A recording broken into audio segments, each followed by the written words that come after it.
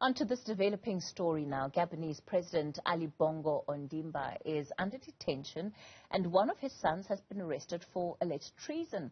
The country's military leaders confirmed the news hours after announcing that the government had been overthrown. Bongo is reportedly under house arrest, surrounded by his family and doctors. A group of army officers in the oil-producing state seized power after Bongo won a third term. The officers declared that the election results were cancelled, borders were closed, and state institutions dissolved. Hundreds took to the streets of the capital to celebrate the latest announcement. We're joined in studio by Africa-Asia Dialogue's director, Thembisa Fakude. Good evening to you. Thank you so much for coming into studio. Good to have you in studio instead of having you virtually, which is how it often goes.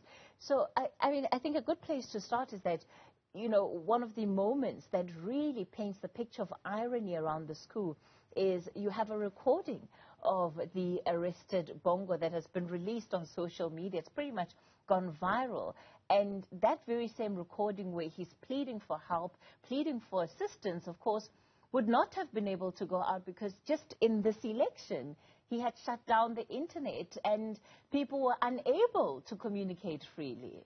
Yeah, it's quite fascinating. And, you know, he's sending it to his friends, appealing for assistance and help, and still under house arrest. And it's quite, you know, intriguing that the man who was anti-social media, anti-media in general, including his father before him, here he is now using the same facility to beg for his freedom from his friends. And I'm not quite sure where he's going to get that. In fact, last time I saw him, he looked very sickly. If you remember the United Nations meeting that they had recently, it didn't look quite healthy. So we'll have to wait and see what's going to happen, whether he's going to continue interacting with his supporters, whoever those are at the moment in Gabon and around the world, to appeal to them to put pressure. That's what he said. They must put pressure on the current junta to release him. What do you believe were the domestic factors that have led to this coup? Well, a number of things. One is fatigue. You know, it's 1967. People are just tired. It's just tired of the dynasty. But again, third term, you know, that's one buzzword which one believes that triggered the reaction from the general populace of Gabon. But importantly, you know, people just feel that there's no hope for them. Over a third of the population live under poverty, below the poverty line, and their lives don't seem to improve.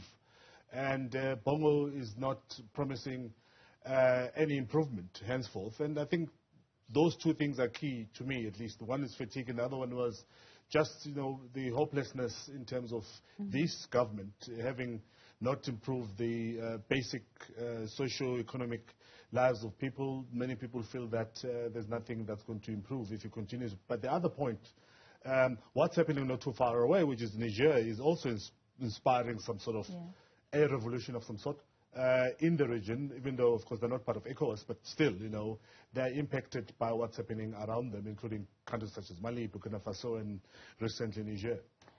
I'll come to Niger and I think the continent more holistically when it comes to these coups that we've been seeing.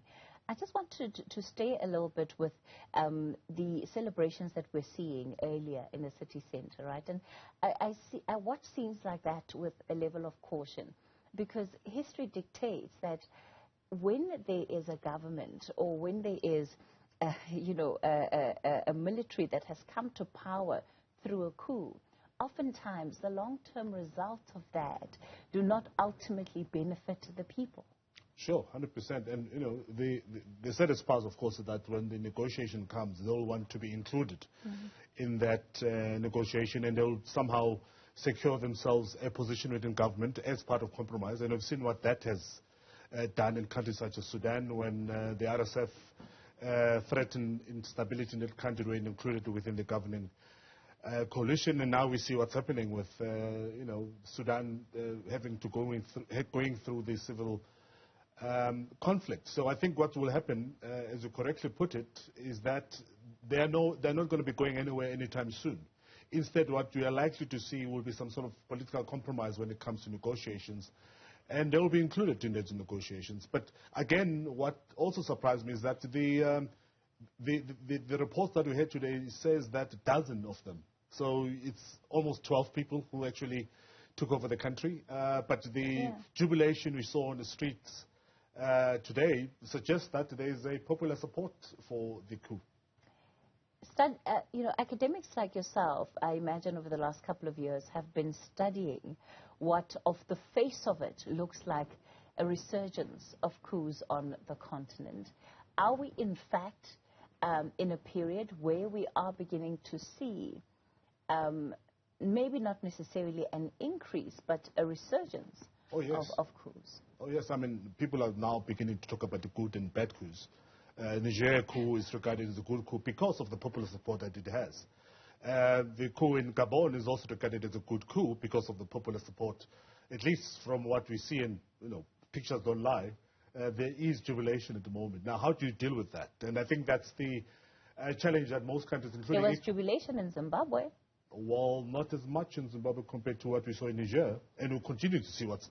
I mean, in Niger, there's still continuing jubilation. So how do you deal with that? How do you reinstall the incumbent if the voices on the street are suggesting that they want change?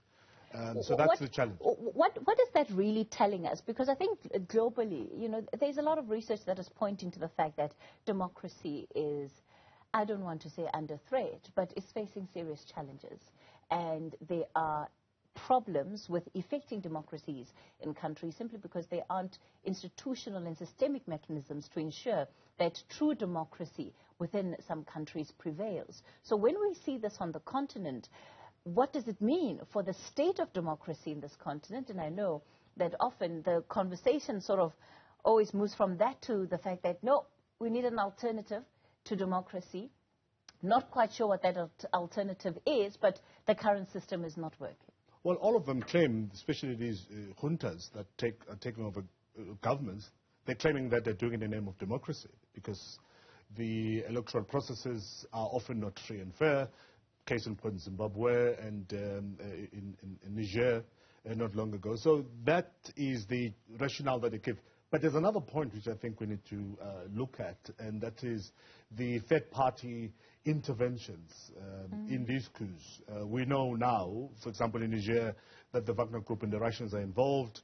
They've been assisting and helping people in Mali, in Burkina Faso, something similar. So there's that party element. In fact, when Prigozhin died, somehow fell from the sky, he was coming from Africa. We don't know which country precisely and what was he doing in Africa, but now we see the coup in Gabon. So I won't write anything off in terms of a third-party intervention, particularly by the Wagner Group, which is in business in Africa. They're soldiers of fortune and they're there to do business, and their business thrive in an unstable environment. So much of it then linked to the shifting geopolitical space. We shouldn't see it as just being singular to what it is on the continent. No, certainly, the shifting of geopolitical space, but again, rejection of France by former French colonies. They're saying they want something new, and the fact that France continues to interfere with the politics, particularly in West Africa, is creating a problem, and people are openly saying they don't want French troops. They are tired of France and all the past or pre-colonial arrangements that France had with these countries has been disadvantaging, particularly economically, to those economies of East and Central Africa. All right. And people are rejecting it now. Thembisa Fakude, we'll leave it there for tonight. He's the Director of Africa-Asia Dialogues.